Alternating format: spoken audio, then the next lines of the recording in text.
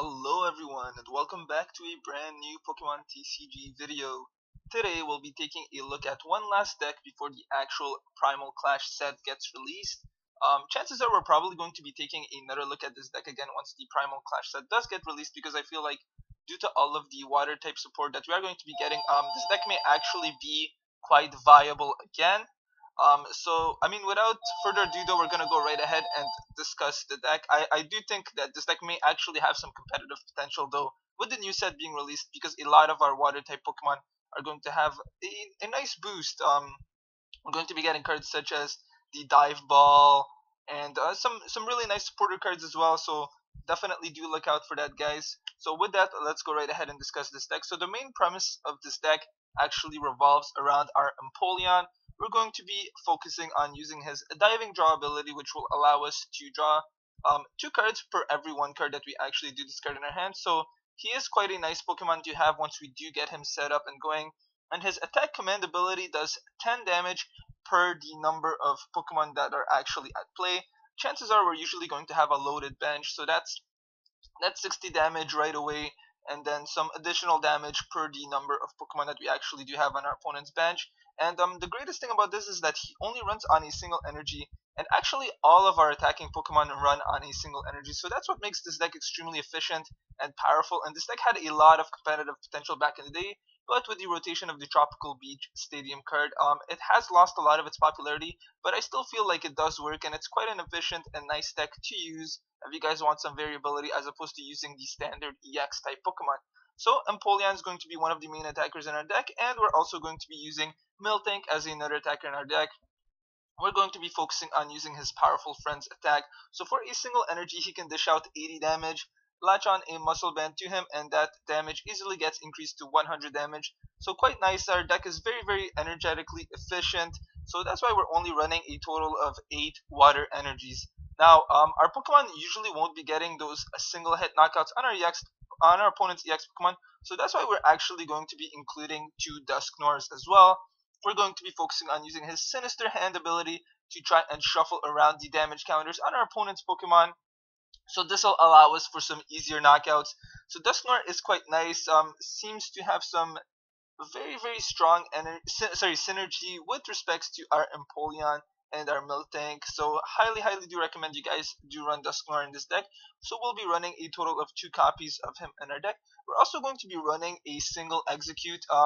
This is pretty much so that we can actually use our Empoleon's diving draw ability without really any sort of setback to us, because his propagation ability will allow us to retrieve him from our discard pile and then bring him back into our hand. So we can pretty much use our Empoleon's diving draw ability as many times as we actually want. And we're also going to be running a single Mr. Mime. His bench barrier ability is going to come in handy in that it will prevent our opponents from actually dealing any damage to our bench Pokemon. So Mr. Mime is quite nice. Especially early on into the game when we don't have a lot of our Pokemon evolved. They can get knocked out quite easily by Pokemon such as Landorus EX, Darkrai EX, Trevenant, things like that. So Mr. Mime does come in handy with respects to that. So we will be running a single copy of him. So that is basically all the Pokemon that we are running. So we're running a 2-1-2 line of Dusknoir and a 4-2-4 line of the Empoleon. And of course, we're going to be running a total of 4 rare candies just so that we can evolve our Pokemon from our basic Pokemon to our stage 2 Pokemon as soon as we possibly can. But of course, that's probably not going to happen at all times because there is a lot of Seismitoad EXs running. So that's why we're also running a couple of stage 1 Pokemons, namely speaking 1 Dusclops and as well as 2 Piplups. So let's go on and discuss the actual item type cards we are going to be using in our deck. So we're going to be using the Dowsing Machine as our A-Spec card. I feel like this is nice to include because we can make use of cards such as Skyla, Rare Candy. We do have a relatively high reliance on our item cards, so Dowsing Machine comes in handy with respects to that. And also we're going to be running ultimately a Lysander's Trump card. So Lysander's Trump card is going to allow us to reshuffle all of our cards back into our deck, and then we're going to be able to start all over again. So this is quite nice in that we're only running 8 total energies, so we may actually burn through them relatively quickly, especially if we do have quite a few prized. So Lysander's Trump card is nice, especially since we have a lot of draw support. So I highly do recommend you guys do include this card. if you guys are considering building an Empoleon Dusknoir type deck. So some other cards that we are running, guys, is we're going to be running 2 max potions. Now, the greatest thing about this is that, of course, our Pokemon run on a single water energy. So if we actually do use the max potion, we only need to attach a single energy to our Pokemon again, and then we can go right ahead and start attacking once again. And of course, we have a lot of draw support, so chances are we're probably going to have at least one water energy in our hand during most times. And of course, if we actually do manage to place through all of our water energies, we can actually use the Lysander's trump card once again to get those energies back into our deck. So 2 max potions will be running, guys. We're also going to be running a single Starling Megaphone. Again, Garbodor isn't all that common anymore, but Starling Megaphone may just come in handy in those types of situations because we do have a pretty high reliance on our Pokemon's abilities. I mean, pretty much all of our Pokemon do actually have abilities, except for our Miltank being the odd exception. So Starling Megaphone may come in handy, and we also do have the Dowsing Machine in case we have used it and we need to retrieve it from our discard pile once again. We're going to be running a single switch. The rest of the cards are pretty basic, so you guys do know about it. So we're going to be running a total of 3 Ultra Balls, 2 VS Seekers, 2 Colress, 2 Lysanders, 4 Ants, 3 Junipers, 3 Skyless, and 3 Muscle Bands. So that is the basic deck breakdown, guys. Let's go and see what this bad boy can do. Again, I do think that this deck actually does have some potential when the new set actually does get released. So um, I feel like this is actually a deck that you guys may want to look out for. But again, I could be wrong. I don't know. I definitely am excited for the Primal Clash set release. And it looks like we're going to be starting off with a Piplup. So I will go and place him down. Okay, and let's go and place down another Piplup. I'm just trying to think if I should use the Ultra Ball right now. You know, I'm not going to use the Ultra Ball right now. With that, we're going to have to end our turn. I'm probably going to Ultra Ball on our next turn to actually grab ourselves out a Prinplup, and then just so that we can actually do get that Empoleon, so we can get that extra draw support. We want to get that going as soon as we can. Looks like our opponent is running an Amora type deck, so he's going to be having a lot of defense and insulation. Actually, a pretty cool deck. I really like it. But it is quite nice that I mean, for him to actually make the most out of his Amoris, he's going to have to place a lot of them on his bench. So what that means is that our Empoleon's attack command will also be doing an additional 10 damage times the number of Pokemon in play. So it can work to both our favors essentially. But I definitely do not want to get our opponent set up his bench too much, because then it will definitely give us a very hard time. And okay, it looks like we actually do have the rare candy, so that is nice. So let's go and evolve our Piplup into the Empoleon, and then I will be using his diving draw ability to actually discard our Starling Megaphone and draw onto 2 prize cards. Okay, it looks like we are able to draw onto a water energy, so I'm gonna go and attach that to our Empoleon and a muscle band as well. Thinking if I should actually evolve our Piplup right now, or possibly grab out you know, I'm not going to use the Ultra Ball just yet. I'm probably going to use it on our next turn. So for now, we're just gonna go and attack and dish out 80 damage, I believe. Yeah, 80 damage. Okay. So if I can get just one more bench Pokemon, we will be able to get rid of our opponent's Keldeo EX, provided that our opponent doesn't actually evolve his Amoras. Looks like his bench is becoming quite loaded right now, so we do want to prevent our opponent from actually being evolved to evolve too many of his Pokemon. But okay, so it looks like we have the first Aurorus coming out. So our attacks will be dealing 20 less damage per Aurorus that is actually on the field. So again, we do want to get rid of our opponent's Pokemon. Also, one of the sort of downsides to the Aurorus is that our damage is only reduced if our opponent's water type Pokemon have any water energies attached to them. So as long as our opponent doesn't actually have any water energies attached to their Pokemon, he actually will not be able to counter any of the damage. So far, only Bergmite has the extra insulation. Okay, so it looks like the Aurorus is going to come out right now.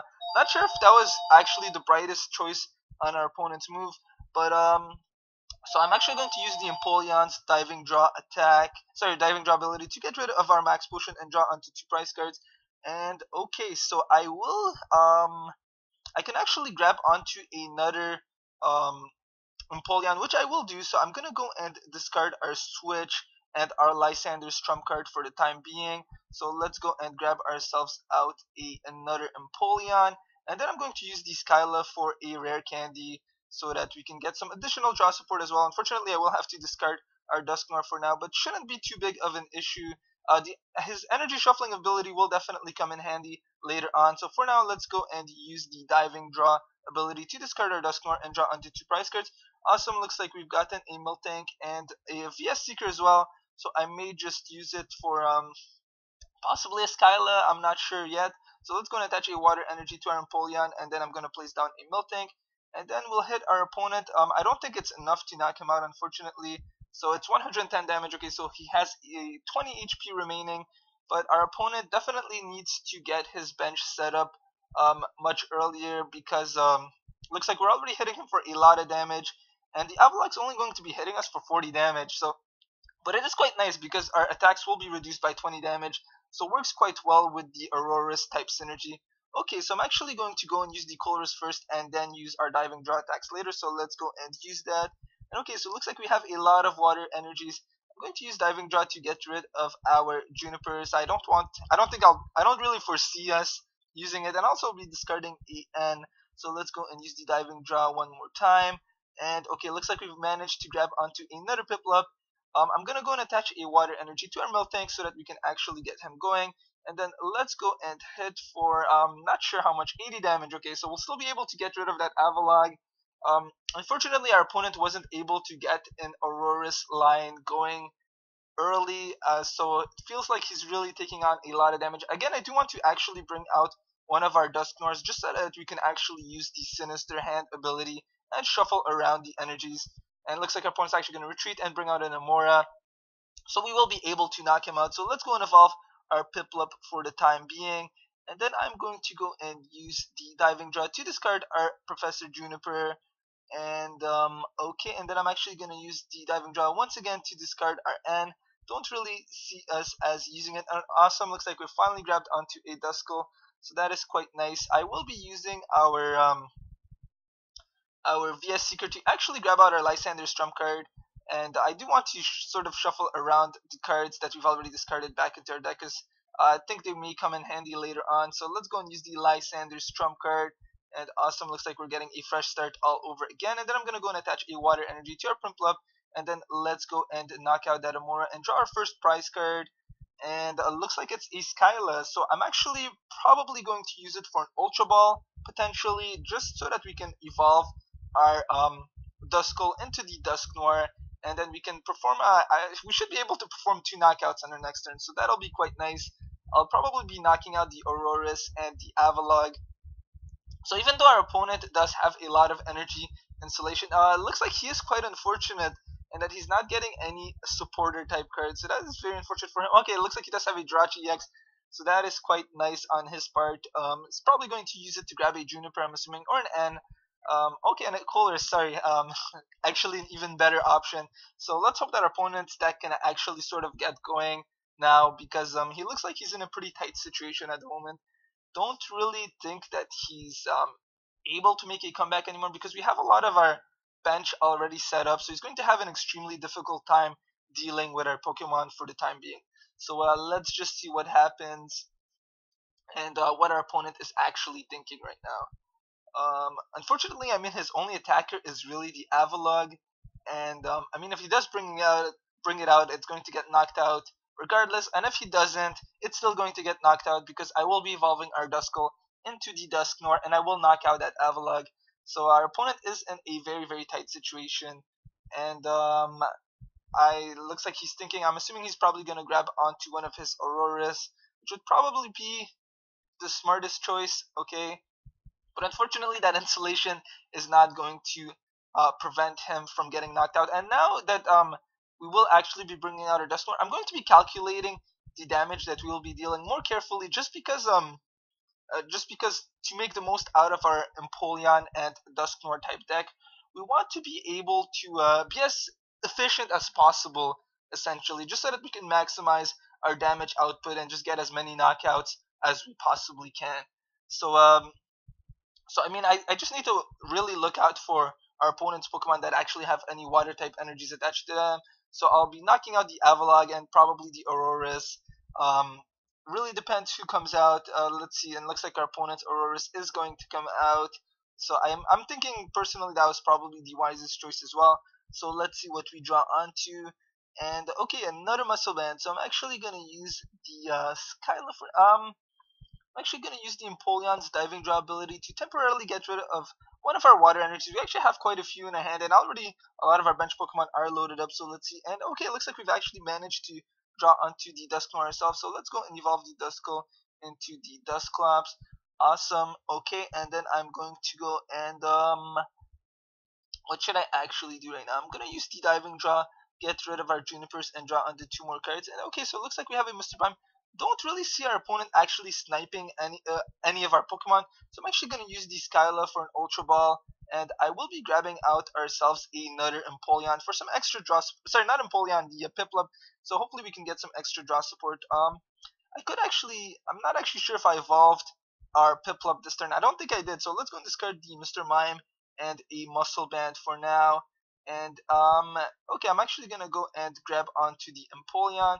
So let's go and evolve our Pokemon, and then let's go and use the Diving Draw ability once again. Discard a Water Energy and draw onto two more cards. Okay, so it looks like we do have the Execute, so that's nice. Our Diving Draw ability will no longer actually cost us any of our useful cards, so that is definitely something that I do appreciate. And then I will go and shuffle around the energy. So let's go and get rid of that Avalog first. Um, I feel like he's probably one of the most troubling Pokemon for us. So let's go and get rid of him so that we can draw onto another prize card. And then I'll make sure that we have enough damage output to actually get rid of that Aurorus. Let's see. So I'm actually just gonna shuffle around the energies and get rid of that Aurorus as well. So let's see who our opponent actually decides to bring out on his turn. Um, so again, situation is looking quite grim for our opponent, and it's just showing us just how solid of a deck our Empoleon Dusknoir deck can actually be. The only one thing about it is though that Seismitoad EX to a large extent does nullify it, so that's something that I really don't like. But again, I feel like due to all the support that we will be getting with the next set, I feel like we should be able to perform. I mean, this deck should be able to perform quite well. So chances are we will be taking another look at it. And let's see which Pokemon our opponent actually does decide to bring out. I will be placing down our Miltank as well and just attaching a water energy to him. And then we really won't need water energies all that much anymore because pretty much our entire bench is loaded. And our opponent's looking at a very grim situation at the moment. Again, I want to knock out his okay, it looks like our opponent is actually going to give up, but I feel like you guys got a basic idea of how this deck actually runs. So thank you guys very much for watching, and I will see you guys next time. If you guys did enjoy this video, please be sure to hit that like and subscribe button. Again, thank you guys very much.